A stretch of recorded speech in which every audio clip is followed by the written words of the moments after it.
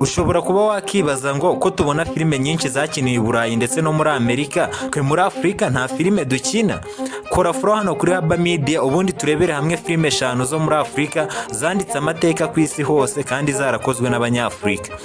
Ku mwanya wa 5 tuhasanga filime yitwa The Girls Must Be Crazy.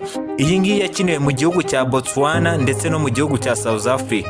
Iyi filime bayisohoye mu mwaka w'1980, ubu ngubu ikaba imaze kwinjiza box office ya miliyoni 100 z'amadolari. Birumvikana yuko hari filime nyinshi z'abazungu irusha kwinjiza amafaranga menshi kandi yo yarakorewe muri Afurika. Iyi filime ivuga ku nkuru y'ukuntu icupa rigwa mu butaka bw'ahantu mu cyaro, iryo cupa rigateza ibibazo, kandi iyo nkuru ubundi kuntu bayikinnye cyatumye n'abahiti ni ukubera ko ibintu byinshi babaye nk'ababikina bakoresheje ibimenyetso. Bivuze ngo niyo waba utari kumva ikirimi cyabo, iyi filime wayireba ukayisobanukirwa, niyo mpamvu yinjije amafaranga menshi. Ku mwanya wa 4 tuhasanga filime bita Muri. Iyo yakorewe mu gihugu cya Muri, isohoka mu mwaka w'1987, yo ikaba yarinjije box office nini cyane ariko itabashije kwerekanwa n'urubuga rwa Wikipedia. Iyi filime yo ya Muri yinjije n'igihembo cya Cannes Film Festival gitangirwa mu Bufaransa. Iyi ikaba yarabaye filime ya mbere yo hepfo y'ubutayu bwa Sahara yinjije itwaye kino gihembo mu mateka ya sinema y'isi. Iyi filime abantu benshi bayikunze.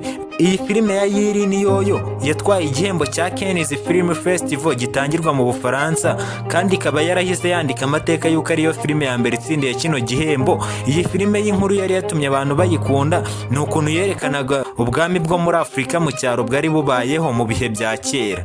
Filime dusanga ku mwanya wa 3 ni Timbuktu. Iyo yakiniwe muri Mauritania ndetse no mu gihugu cya Mali. Iyo dore ko yanasohotse ejo bundi mu mwaka wa 2014, ikaba imaze kwinjiza box office ya miliyoni 10 z'amadolari. Iyi yabaye filime ya mbere yo muri Afurika itwaye igihembo cya Oscar, kandi iyi filime inkuru yari iri muri filime yatumye abantu bayikunda ni uburyo igaragaza imiryango iciriritse yo muri Afurika, uburyo igenda idomina igafata ubutegetsi ndetse ikagenda ikomeza iyobora n'abaturage bo muri icyo gihugu, bikaza kurangira icyo gihugu cyamamaye. Iyi filime yo impamvu yamamaye igatsindira n'iki gihembo cya Oscar ni uko yerekana umuryango uciriritse uba ugerageza kubaho ubayeho kwepana n'amategeko, dore ko iki gihugu cyabo kiba gifite amategeko akomeye. Ku mwanya wa 2 tuhasanga filime ya Tsotsi. Iyo yasohokeye muri South Africa, isohoka mu mwaka wa 2005. Iyi filime ifite box office ya miliyoni 11,500 z'amadolari. Iyi ngiyo nayo yabaye filime ya kabiri iri mu kirimi kitari icyongereza itsindiye igihembo cya Oscar.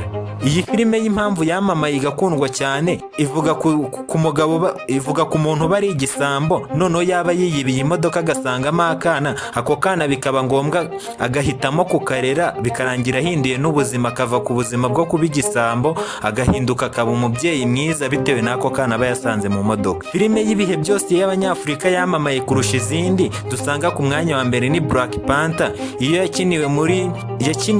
yakiniwe muri Amerika, gusa set zagaragaza ko ari agace ko muri Afurika bari gukiniramo. Iyo yasohotse mu mwaka wa 2018, ubu ngubu ikaba imaze kwinjiza miliyari na miliyoni 300 z'amadolari. Iyi filime y'impamvu yamamaye cyane ni ukubera ko bazanyemo abasupahero, abantu bafite imbaraga ndetse bakagenda babihuza n'ubuzima bwa kera, bagafata ubuzima bw'ubu burimo tekinoloji bakabihuza n'ubuzima bwa kera ndetse bakaza kwikinishamo n'abagabo bari ibyamamare cyane, nicyo cyatumye icuruza cyane. Iyi filime yoyo yarakunzwe cyane, dore ko nta mugabane n'umwe ku isi idafitemo abafana bayikunze. Kandi niba ukunda ibiganiro tukugezaho hano kuri HABA Media, kora follow tuzajye tubana buri munsi.